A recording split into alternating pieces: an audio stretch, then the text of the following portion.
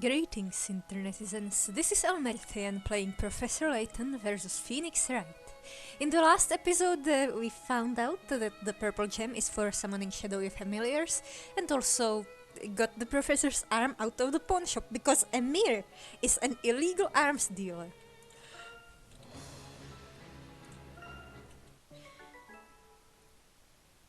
And now we're gonna interrogate the bird.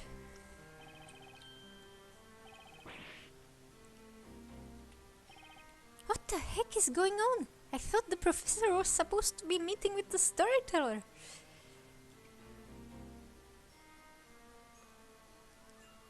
Oh.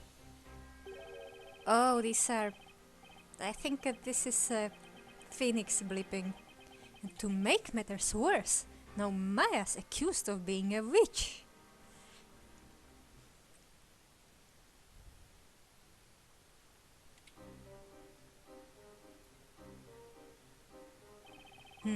Alright. Witness, state your name and Not so fast. I hardly even know where to begin. First of all... Oh, we've got this already.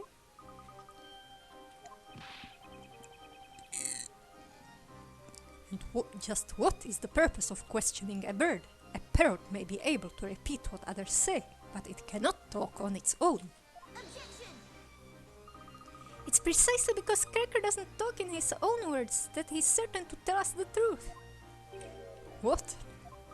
Cracker remembers every sound.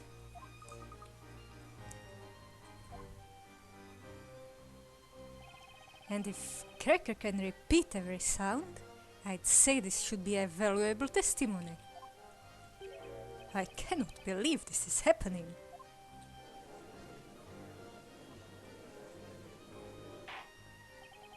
A witness that cannot talk will not lie either. This idea is much to my liking. It can get coached by the real culprit, but I'm not sure if this guy is involved. If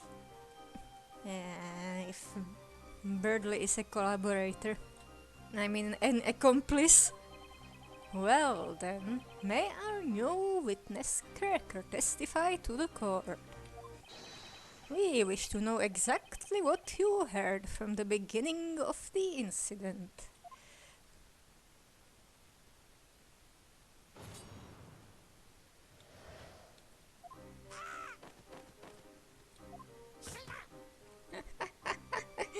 He's saying the onomatopoeia out loud. That's the teacher lady. And there is also the noise in the background. What? What's this now? After the clang. After the big metal noise.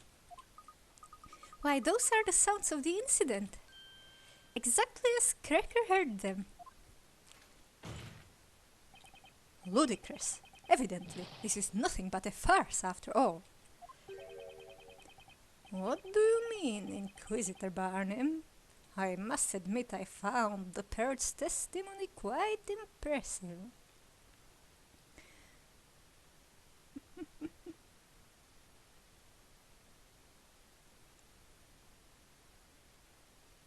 Would she transform something else afterwards? What if she misspoke but put enough passion into that spell that it worked? Even if that bird can accurately recall the sounds. It is clearly useless when it comes to the order of events. You mean there's a problem with the order? First, the witch used magic to turn the victim into gold. Then the witnesses arrived. It is reasonable to assume they cried out in terror when they did so. And yet, this testimony does not accurately convey such an order of events. It starts with a sudden scream, followed by the door abruptly opening. And then a witness crying out. Next we hear the victim having turned into gold falling down. So far, so reasonable. Was there a different metal thing?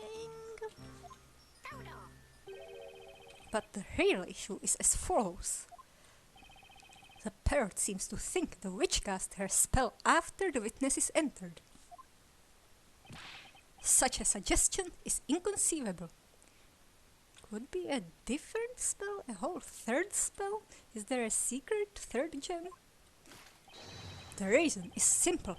At the time, the victim had already been turned into gold. Indeed. It is as you say, Inquisitor Barnum. The parrot's capacity for imitation is excellent. I will concede that its testimony does have some entertainment value. Better than that guy singing, probably. However, this animal's testimony cannot be allowed to stand as proof in this honorable court of law.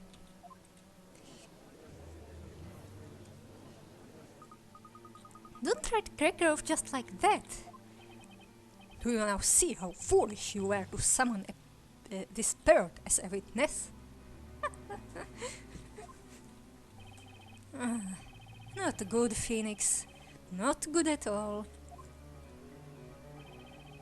Should I really go through with this cross-examination when it feels like everyone in this court is against me?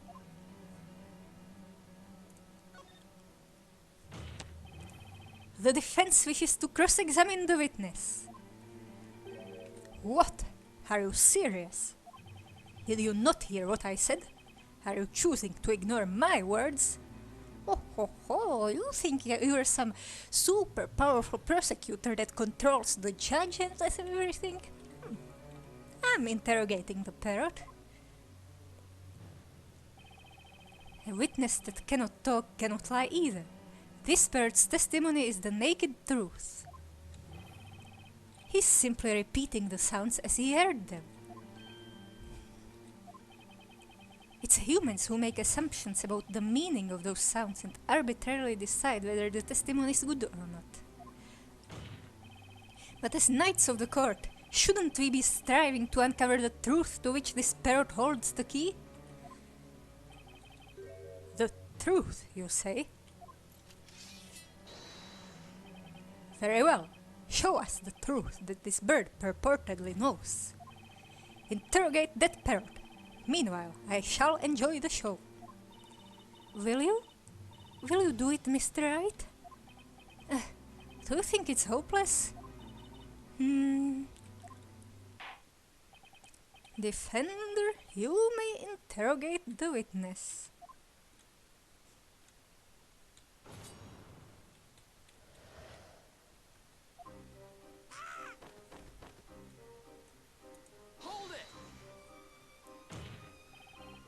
That's Maya screaming. Oh yeah, I may have let out a teeny scream. I was so horrified when the professor suddenly turned into gold like that, right before my eyes. So that's when... Objection! The accused seems to yearn for the flames so much that she cannot wait to receive her punishment.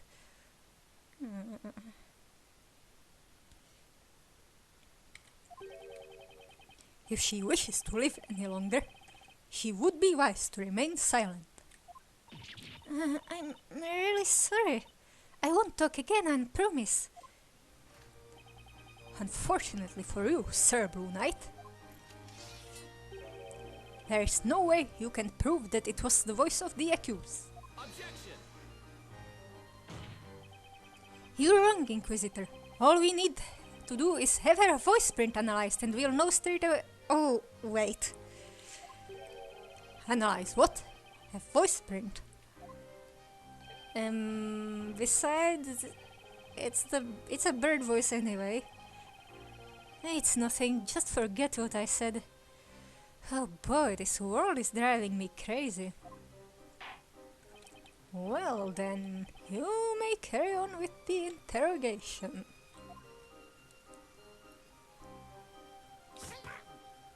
Hold it! Was that the sound of a door being opened? Sounds more like a door being closed with the slam. La la la la!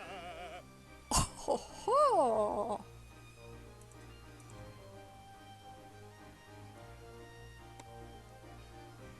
Hang on! Excuse me, Mr. Birdley. How may I help you, sir? I'd been meaning to ask this before, but why are you still on the witness stand? Are you suggesting I should leave my dear partner alone with strangers who cannot even sing? Huh? The very sight of Cracker causes the finest of songs to effortlessly form in my mind.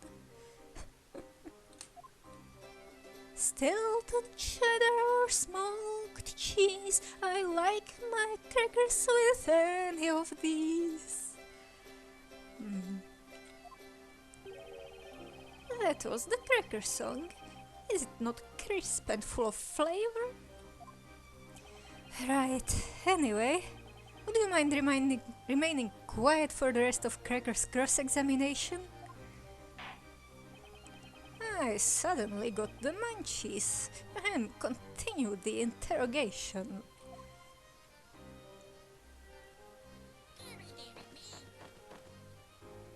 Hold it! I think we all can agree that this sounds like Miss Brimstone, right? When we entered the room, we all kind of reacted in surprise.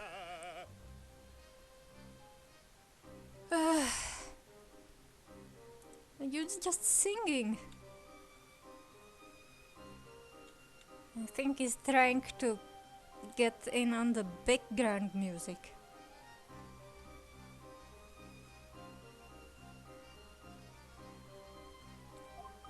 But I guess the teacher's voice stifled all the rest. Miss Brimstone is known for her stentorian voice of authority, allowing her to easily rise above the chatter of unruly children. Her voice would still be ringing in the pupils' ears long after a class had finished. Ah, that takes me back. But what about calmly explaining things that the children don't understand? If only Maya's scream was as easily recognizable. Right, let's move on to the next sound.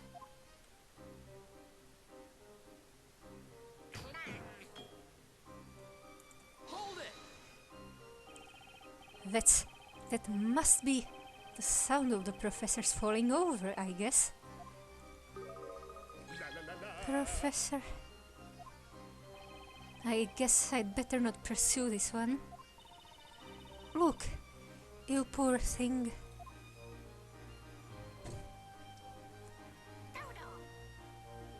And what the heck is this? Hold it! That's the magic incantation, isn't it? Objection! Preposterous! At this stage, the victim was already on the floor. The transmutation spell had to have been used much earlier than that. This spelling looks more like a portal spell or something. I wonder... Look, what about you? Did you hear the incantation too? La la la la! I'm sorry. I can't seem to remember. After I saw the professor in that state, my memory of what happened next just isn't clear. I'm sorry, Luke. I know this is very painful for you. Anyhow, the important thing is that incantation. Somehow I get the feeling there's something odd about it. It just doesn't seem quite right. Do you think there's anything important in Mr. Cracker's testimony? There does seem to be a fundamental problem with what he repeated. Why would the incantation come after the professor was turned to gold? But Mr. Cracker can't tell lies, right? Yeah, he can only repeat the sounds he's heard. Maybe we're just misinterpreting Cracker's testimony.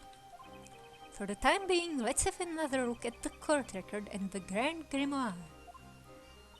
Yes, of course.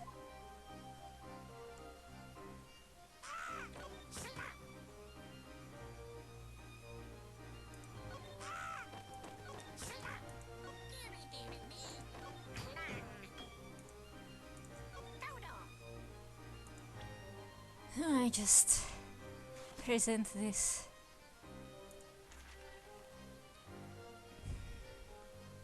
Objection! There is a critical contradiction in this testimony. We are all aware of that, Sir Blue Knight. This contradiction is between your so-called desire to find the truth and the fact that you are interrogating a parrot. That's not what I'm talking about, Inquisitor. There is a contradiction here that makes one thing particularly clear. The fact that we have clearly all made the wrong assumption.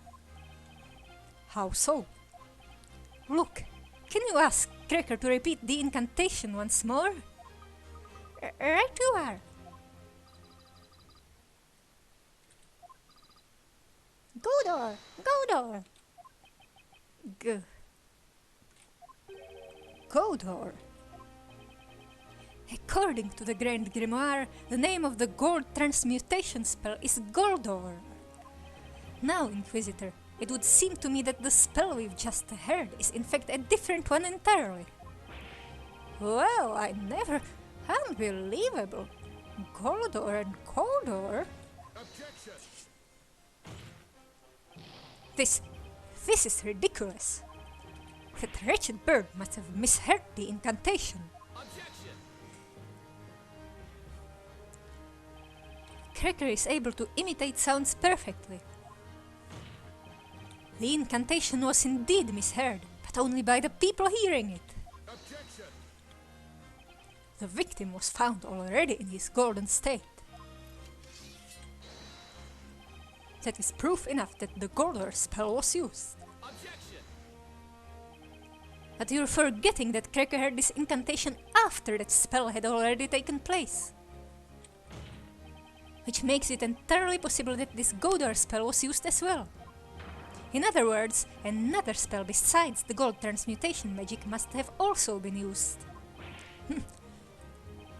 Another spell that we haven't yet considered?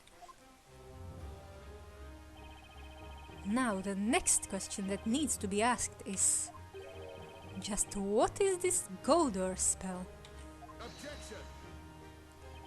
Utter foolishness! This is absurd! As convenient as it would be for you, there is no way that a spell by the name of Goldor exists. Oh, Mr. Wright! What is it? I found it. The page about the spell Goldor. It's listed in the Grand Grimoire, right here. It exists. What?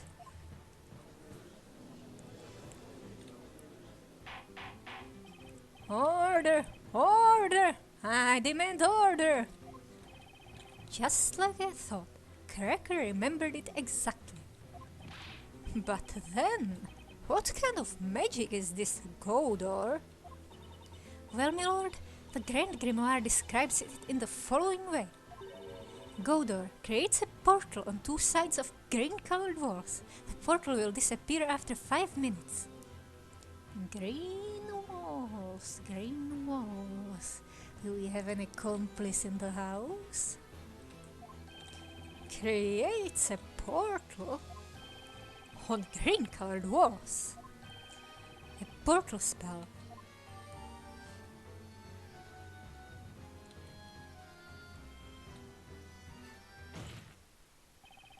Aren't you a lucky man? It appears even the Grand Grimoire is on your side. However, there is a fatal flaw in your explanation. Huh? What flaw is that, Inquisitor? It is really quite simple. Think back to how the alchemist's study looked at the time of the incident.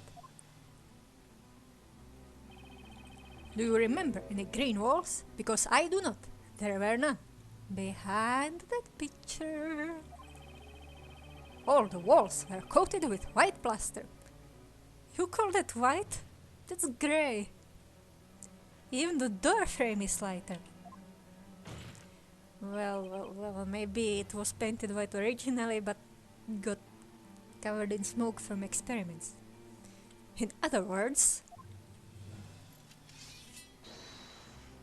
it was impossible to use Godor in that room.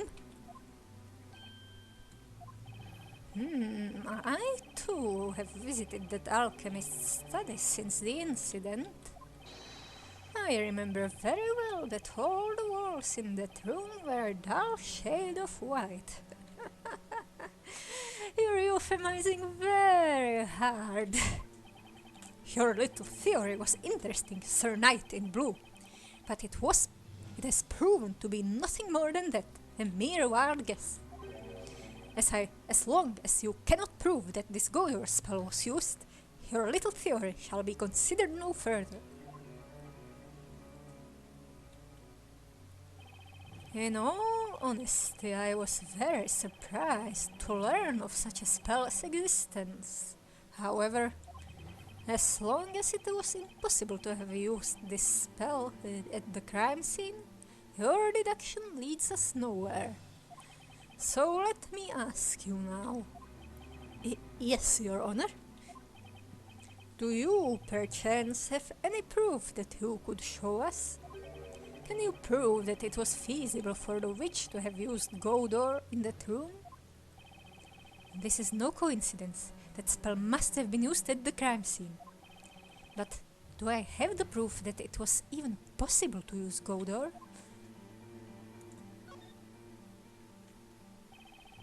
It's been on my mind for a while. That inexplicable mark. It has to be the evidence that ties up all the loose ends. The defense wishes to present evidence. Impossible.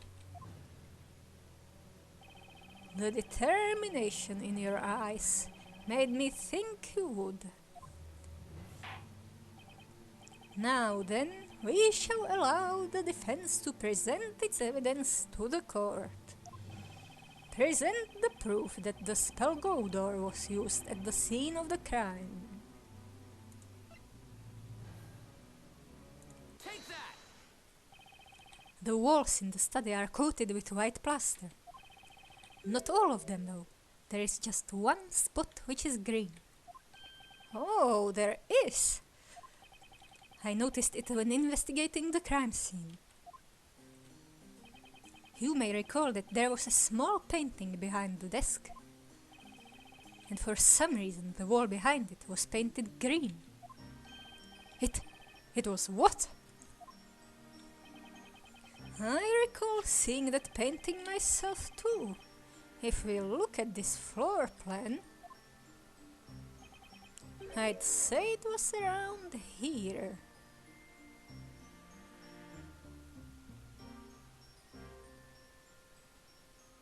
Is that a portal or just a magic hole in the wall? Mr. Wright, I'll mark it on the floor plan. It's been bothering me since I saw it. But now it's clear what it was. At the time of the incident, a portal opened up behind that painting. In other words, it was the wall utilized for the spell Godor. Objection! You're certainly persistent. You just want a portal to be there so much, don't you? The wall behind the painting was green, and that's a fact. Incidentally, I remember that painting well. It was a small landscape piece. about the size of, say, an opened Grand Grimoire. Yes, it was about that size indeed. A small, adorable picture. Even if a portal had opened in that small patch of green, no person would be able to pass through it. In fact, they'd just about be able to put their arm through at the most. So will you please explain how a witch could possibly have escaped through a portal this small? He's right, Mr. Wright. No one could have cut through a portal that small. Have you anything to say? Or are you so crushed by the realization of your mistake that words fail you? The portal was too small for a person. It doesn't require much thinking to figure that out. But that aside, a very obvious question remains. If it wasn't a human, then what could have passed through that portal? You have put an interesting spin on things. Why don't you answer your own question? You talk as if you know everything, so please, enlighten us. A small portal was opened in the wall at the crime scene, and I have all the clues as to what that could mean. What went through the portal was... No human could have passed through a portal that small. Let's not implicate the parrot. Even a witch couldn't have pulled that off. So are you finally forsaking your mistaken assumptions? I haven't finished, Inquisitor. The fact remains that something else could have passed through that portal. Oh, and just what would that be, Sir Blue Knight? Although, if it was the boss switch, maybe she could turn into a bird? Turn into a little white dove again? The portal was created after the professor had been turned into gold. The witch had a good reason behind it. She must have had to move something through that portal. You have captured my curiosity. I'd like to know what passed through the portal. Tell us, what did the witch use that magic portal for? Well, let's look at the floor plan.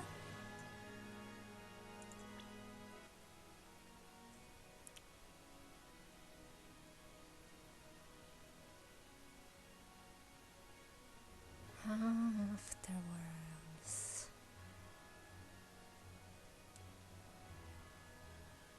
But if it's not at the crime scene, is it even in the evidence? Not him or his arm. I mean, it can only be the stuff. Take that!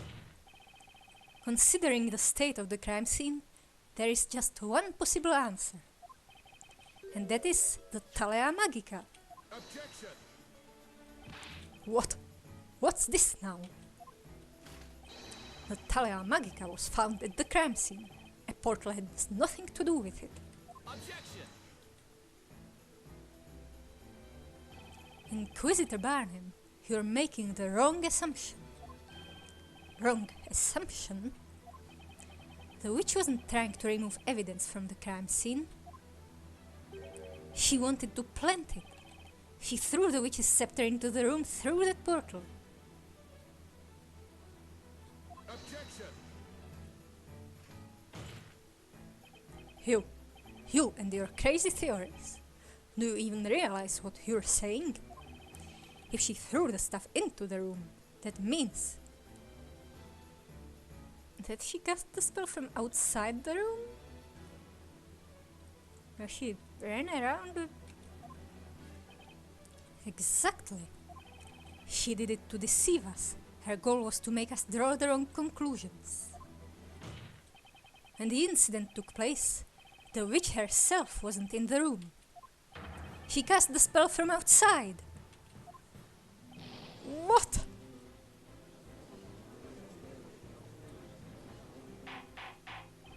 Order, order, order, I say! And that's not all. There's even more proof that the stuff was thrown into the room from the outside. Outside the...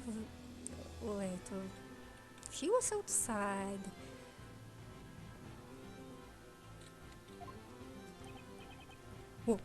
What proof? Outside the room, I mean. The proof is none other than Professor Layton's previously severed right arm. The victim's arm? How does that prove anything? None of the witnesses have testified they saw the witch's scepter. However, a few of them claim to have heard it rattling across the floor. Also, how did Emir miss the body when going to the arm? That's right. Please take a look at this floor plan. Since the arm was standing upright here, we know the defendant couldn't have been the one to drop the scepter.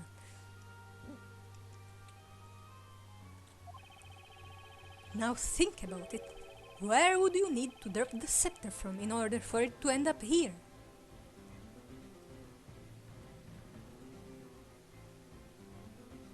Did she make a portal? 5 minutes, 5 minutes! She made the portal twice. Oh!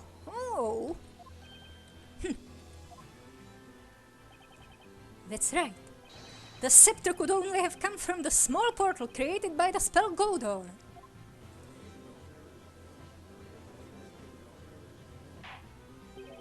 This is most unexpected.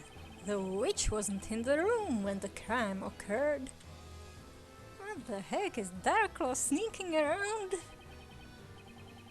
Or at least that's the defense's claim. It's the only thing that explains all the contradictions we've run into. Who was it? Objection! Unless there's some trick with Miss Brimstone. Sir Blue Knight, with that imagination of yours, you could aspire to write fantasy stories. A nice try, I must admit. However, this line of assertion is futile. There is a glaring contradiction in your words.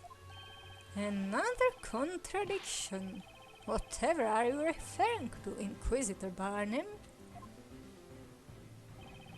This is the Thalia Magica that was used in this incident.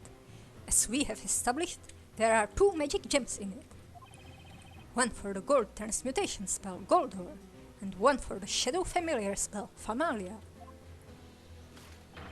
A witch in possession of this stuff would not have been able to cast Godor.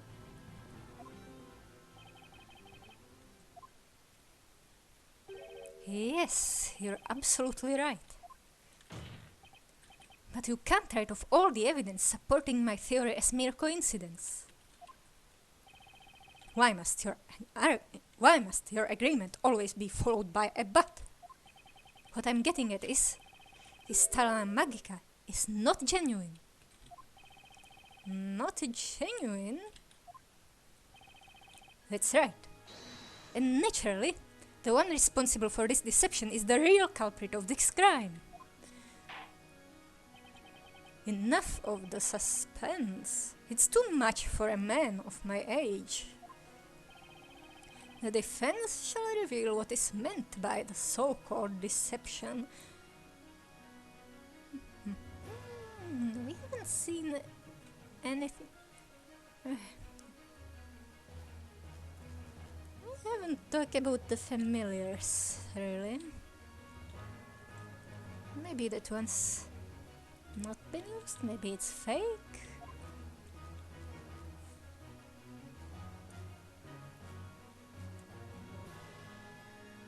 Got it!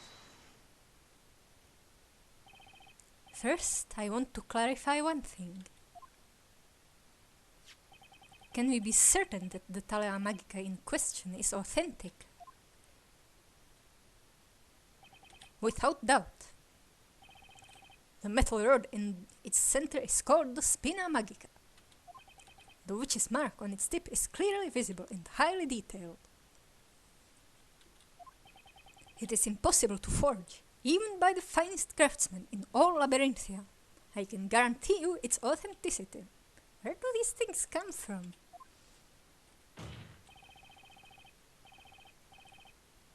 Does a witch just spawn one from nothing when she's 5 or whatever? That leaves us with only one possibility. The forger in question is the Familia Magic Gem. What? A forged magic gem? Objection. That is an insult to our investigators. Objection. Only witches can use the power of these magic gems, can't they? So tell me, how can you know whether a magic gem is the real thing or not? Objection. Hold it there. We know for certain that the spell Gordor was used. It is undoubtedly not forged. But what about Familia? Did anyone actually see a familiar at the crime scene? That's 3 months ago, when an investigation was carried out into Sir Belduke's death, the results yielded the following conclusion. The spell Familia had been used to summon a familiar, which in turn carried out the murder. And the witch used exactly that to her advantage. Another similar incident at the same crime scene. Don't you think that would be the perfect opportunity for the witch to frame the defendant for her crimes? The defendant would be blamed for both the professor and Sir Belduke's death, and she'd be taken for the real witch. Oh, that was the real culprit's objective.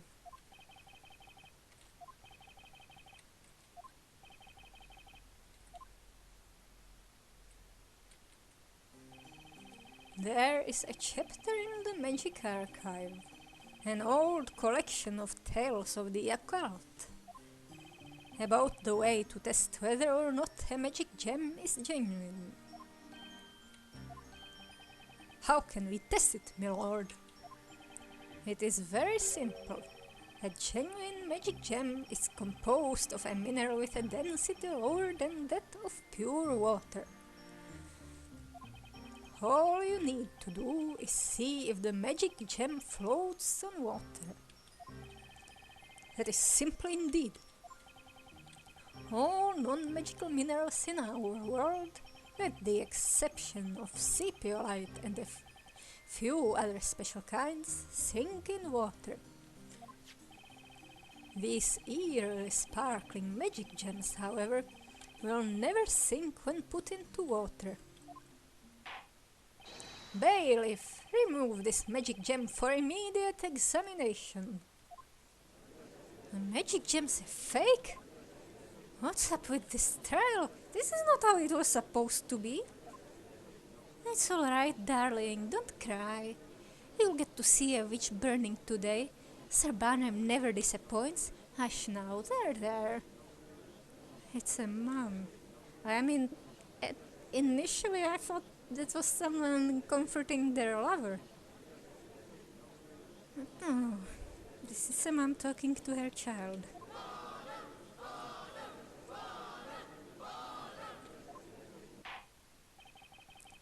Defender, if your theory is correct, this could be the biggest occult crime in history.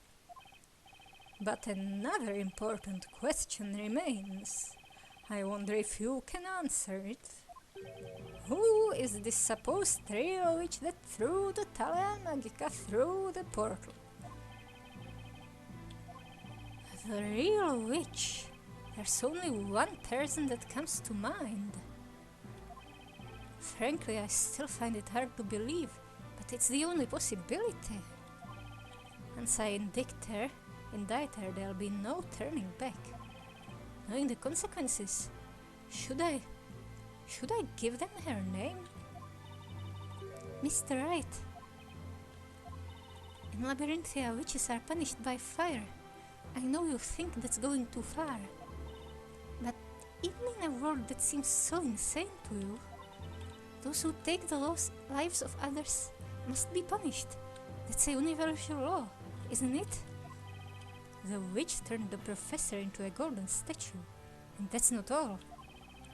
She took the life of the alchemist too, and now she's trying to pin the whole thing on Maya. I can't just let her get away with that. Well then, defense, let us hear your theory. Who is this witch responsible for using Godor and then throwing the scepter through the portal?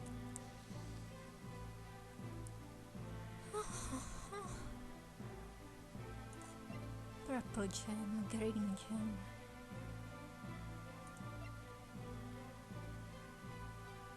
Green wall. Are you an accomplice?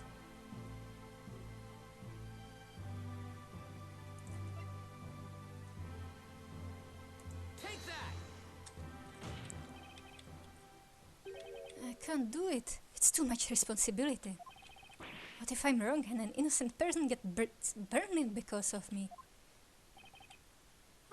Are you aware of what decides a knight's true worth? Their ability to defend the innocent? It is their readiness to deal the final blow, the courage to raise their sword. Your sword hand is weak and shaky. It is not befitting a knight of the court.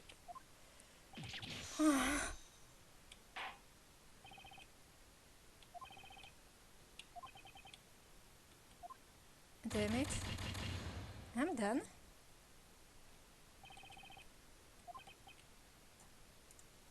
The Emperor who guards us from the Huns, a man by bearing shields, a girl by bearing guns.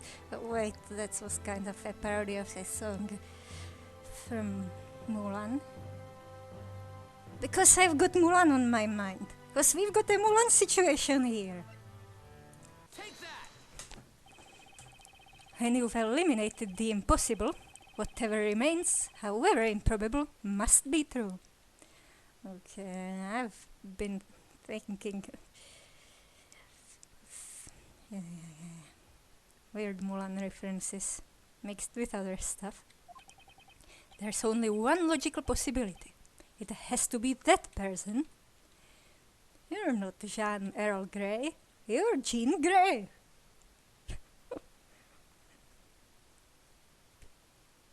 And both of these variants remind me of Patrick Stewart. Patrick Stewart, I mean. The real witch is... Jean Grey.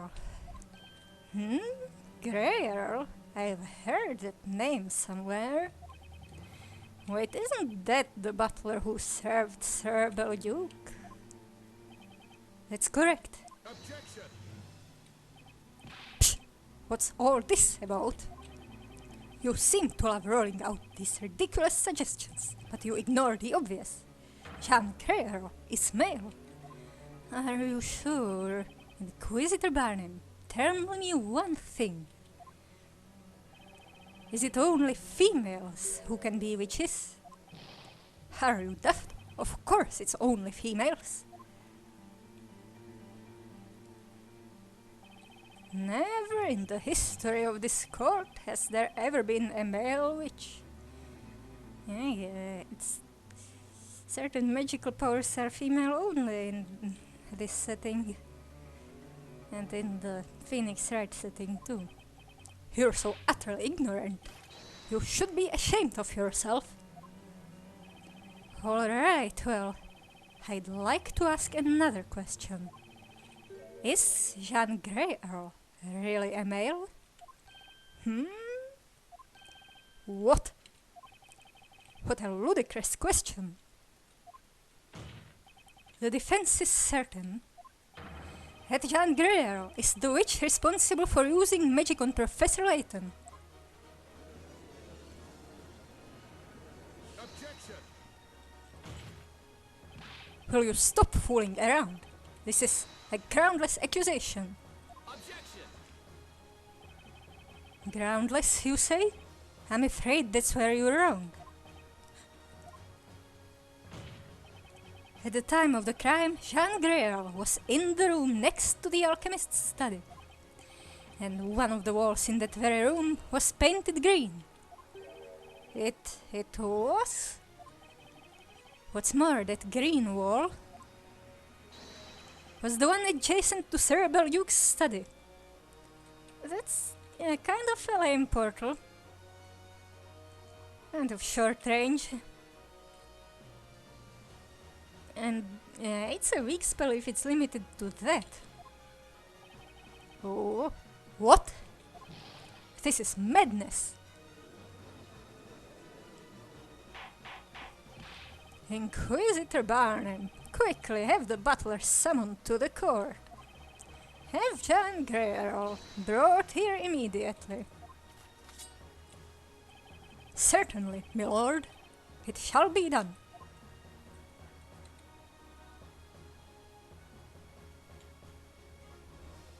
There is no need for that. How do you expect to summon I'm me here. when I I'm shall come already down here? right away. Ah, it's you. Well then, Mr. Wright, shall we begin? Jean Guerrero. It would seem this trial has turned in a new direction. I think we all need a bit of time to take it in. We shall take a brief intermission. Inquisition, defense, sharpen your swords and wits to prepare yourselves for the next stage of this battle. Yes, Your Honor. It shall be done, my lord. By the time we resume, the examination into the magic gem should have ended as well. Now the court is adjourned for a brief intermission.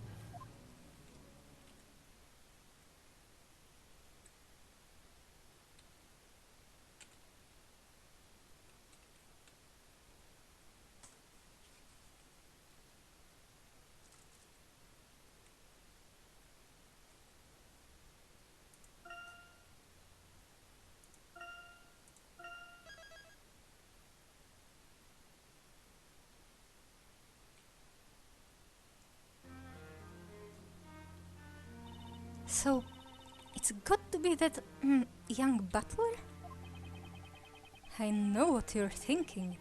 I couldn't quite believe it at first either. But the evidence and circumstances all point to the butler. He or she has to be the witch. At least, it will be certain if the magic gem turns out to be a fake. But if that's the case, then Belduke's murderer was also... Yeah, it would be Guerrero. But what about the bell tower?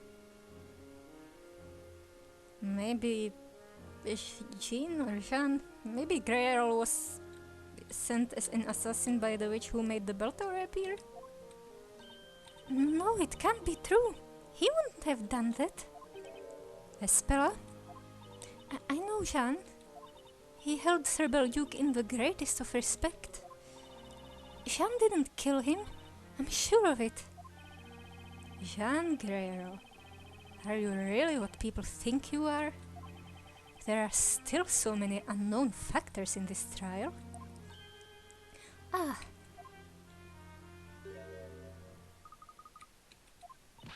It's Luke.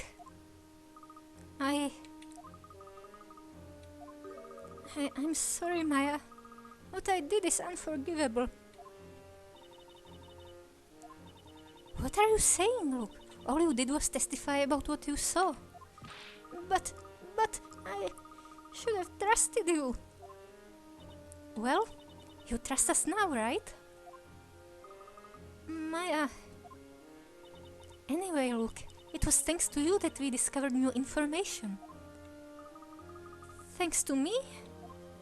Sure, you got Cracker to testify. That was a great idea. I wish I could talk to animals. Don't you too, Espella? Oh, yes, I'd love to have a chat with Eve. So, look, will you teach us how to do it?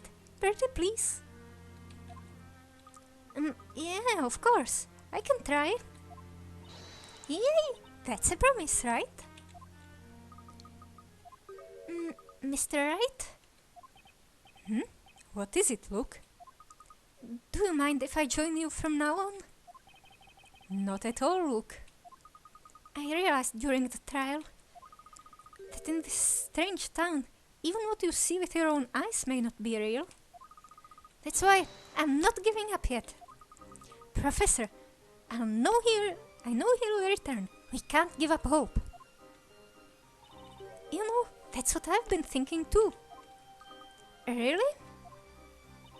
I have a feeling he'll reappear again when we get into trouble and help us out. Because I mean, it's the professor we're talking about here.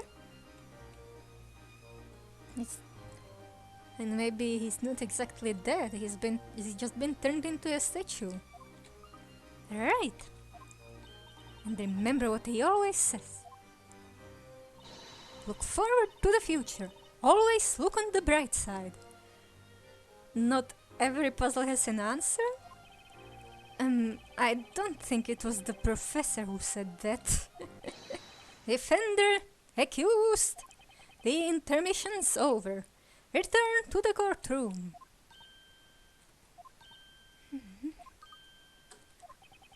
Let's go. It's time to bring this trial to a close. Oh, I have something for you, Mr. Wright. Here, please take it. Maybe it will come in handy in the trial. A letter, huh? Let's see who it's from.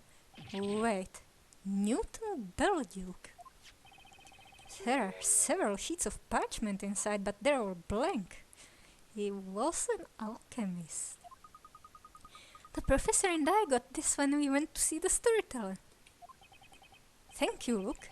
The more info we have, the better. You're welcome.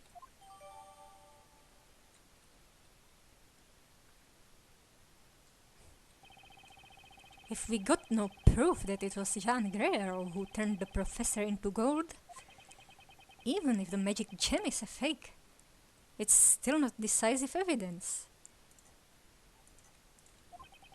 I don't know what will happen next, but I do know this battle's far from over.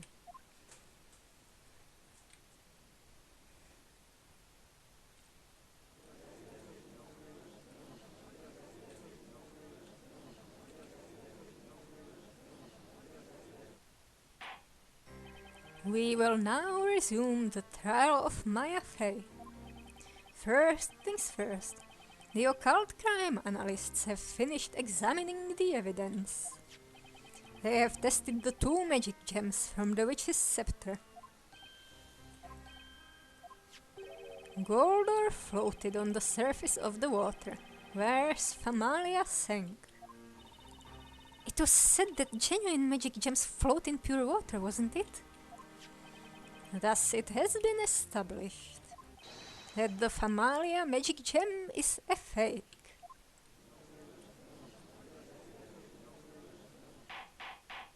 Order, order, order in court. This does not prove that Goldor was used, of course. Nonetheless, the defense's theory does now seem more plausible. The court considers it worth looking into. You have no objection to that, do you, Inquisitor Barnum? No, my lord. Now then, bring in the witness.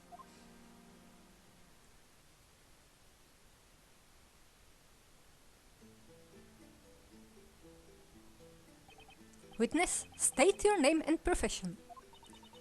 My name is Jean Greer. I served the late Master Belgiug. Since his death, I have been tending to his dwelling and putting his research materials in order.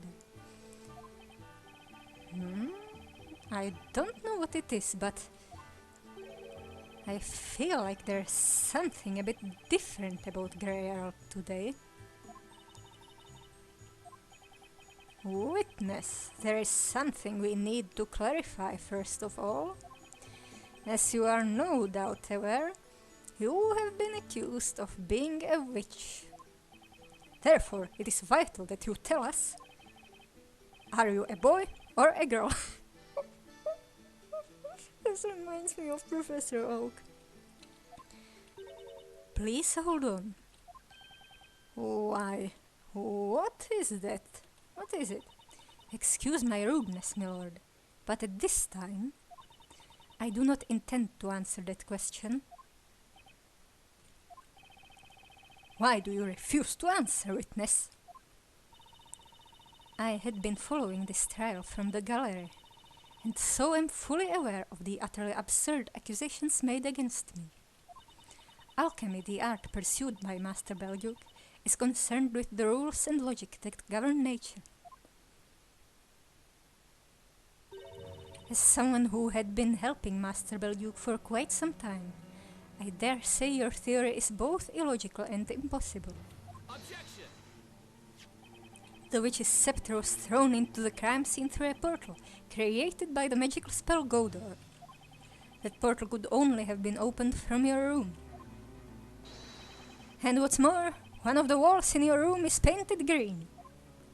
Now where's that gem you've been wearing? I believe anyone is free to paint their walls in whichever color they please. Besides, your theory relies on one magic gem being a fake. While it may have been proven true, another question has arisen. Where could the genuine magic gem be? It must have been swapped with the fake one and discarded somewhere. I'm afraid it's impossible. Why? If we assume, as you have claimed, that the witch used the spell Godor, that would mean the magic gem must have been swapped after creating the portal. So tell me, when and where would the witch have disposed of the magic gem? I see your point. Several people paid witness to the incident, and the Knights of the Inquisition arrived at the scene immediately after. During that time, no one left the building, and the whole place was meticulously searched. Naturally, my room was searched as well, although there was not much to see, as I have very few personal belongings. Despite our inspection, nothing resembling a magic gem was found. I assure you, we have not overlooked anything. I would swear to it on my honor as a knight. So, Mr. Wright, if you wish to accuse me of being a witch, should you not first prove that there is a connection between me and this missing magic gem? Furthermore, I would appreciate it if you could please approach the matter in a rational way, like an alchemist. Well, you were wearing a nice dark amethyst before, but you swapped it out for something green when you showed up at the courthouse. The house was searched very soon after the crime. If the gem wasn't found, then it means Grey Earl hid it somewhere. Somewhere the Knights of the Inquisition would not have looked. Where could it be? Same place where she's hiding her boobs! The witness has made a valid argument. How will the defense respond? The knights who searched Sir Belgiug's premises weren't looking for a magic gem. That's why there is a certain place they didn't consider searching. Interesting. You really don't give up easily, do you? I'm a seeker of truth. In that case, perhaps you could tell us all where the magic gem is. Sir Belgiug's premises were thoroughly searched. I don't think anything would have been missed there. You anticipated that, and that's why you hid it in a blind spot that you knew wouldn't occur to the knights. A blind spot, you say? Well, where is it? It's somewhere on Jean Greer's person. What? It's on the witness? Don't tell me the witness has it in their pocket. You're just guessing, aren't you? You think you can just say anything you like. By the way, I'm afraid there are no pockets in my clothing. This is the second time I've seen Grey Earl today. And both times I've had a feeling that something wasn't quite right. Maybe it's just me, but it could be related to the whereabouts of the magic gem. Defense, show us the location of the magic gem. Where do you think this witness hid the magic gem on the day of the crime? Oh ho ho, I see a bulge. Let's check the shape of the gem. Oh, it's somewhat drop-shaped, perhaps. Somewhat. A lovely shade of green.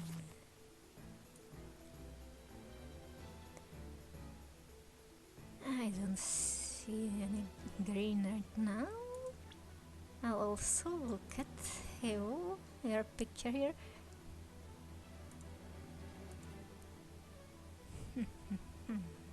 And it's the purple. I just present your chest. Witness. We met for the first time at Sir Belduke's premises, yeah? At the time, you had an amethyst attached to your collar.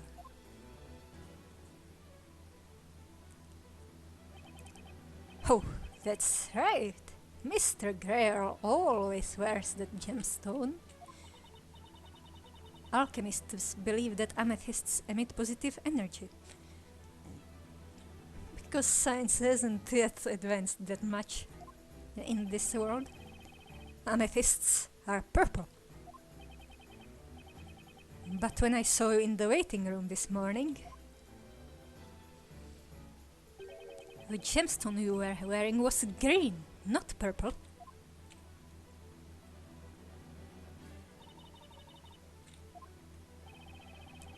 So my question now is, where has it gone? Where is that amethyst that you supposedly always wear? Objection! Wait just a minute. The witness wears a purple gemstone. Are you colorblind? Is something amiss, Inquisitor Barnum? When we arrived at the crime scene, the witness came out to meet us. I recall the witness wearing a gemstone, but that gemstone was green. Good, he's not colorblind. Green? Amethysts aren't green, although amateurs sometimes mistake Brazilite for amethyst, but that's irrelevant now. Is it at least the same type of gem? Is it also quartz? Witness, you've been trying to pin the blame on the defendant. In order to do that, you replaced the Godor magic gem with a regular gemstone. And the blips are slightly higher. We thought the witch who killed Sir Belduke had used the spell Familia. You knew that if a witch's scepter with the Familia and Godor magic gems attached was discovered at the crime scene, the suspect would be accused of committing both crimes, and that's precisely what happened. The girl captured at the crime scene was accused of slaying both Sir Belduke and Sir Layton. That was your plan. You removed the Godor magic stone from the scepter and inserted your amethyst in its place. And then, You attached the Godor gem to your collar. That's why, when we saw you shortly after the incident, you were wearing a green gemstone. To think that it was in fact a magic gem.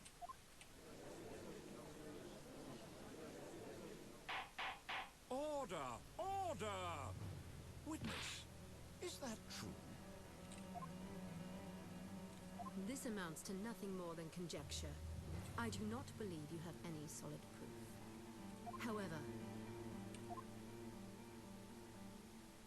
I have to concede that you have surmised a logical connection between me and the missing magic gem. Consequently, I am prepared to answer your questions. Good. I will repeat what I asked you previously. Witness, state your name, profession, and finally, your gender. My name is Jean Grail. I have been serving the late Master Belduke. As you can see, I wear a butler's outfit. But the truth is, as the defense claims, I am a girl. Oh, come on, that could very well be a girl's voice before. You were just forcing a higher voice. A girl? Unbelievable. What? The butler is a girl?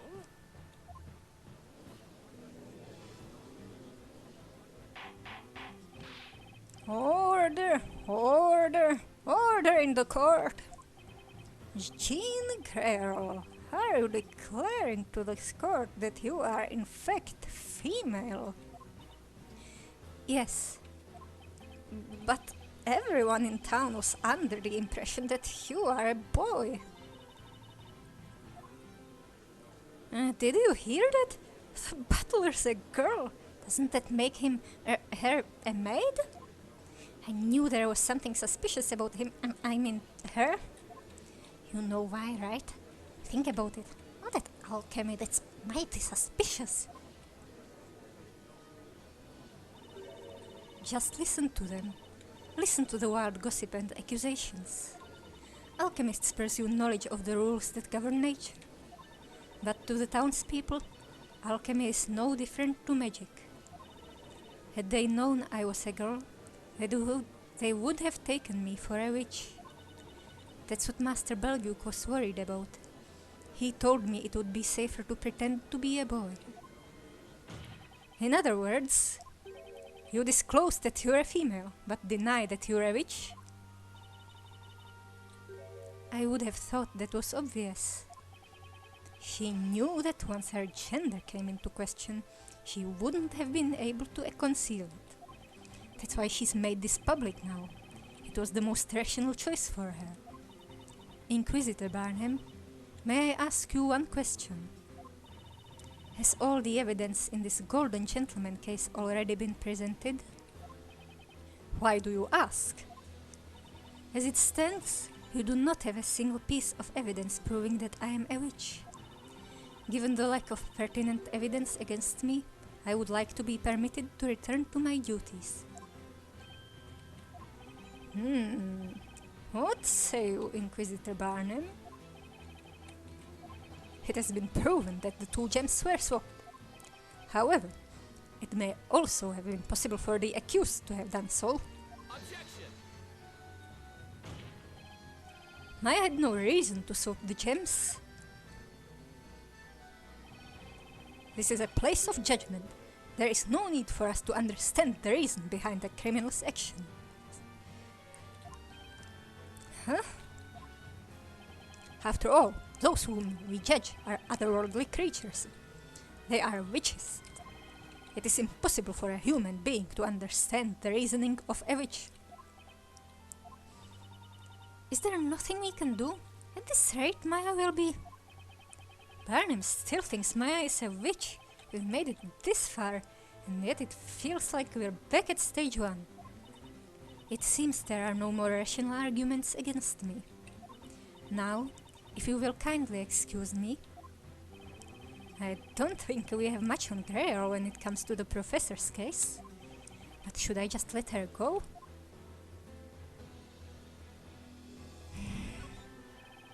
There's nothing else I can follow up on regarding the professor's case. So what can I do? There's only one other option. Miss Greer, I have to ask you to remain at the witness stand. Is there something else you wish to ask me? Your testimony is not over yet. There's still something you need to tell us about. Mr. Wright, I'm afraid I cannot help you.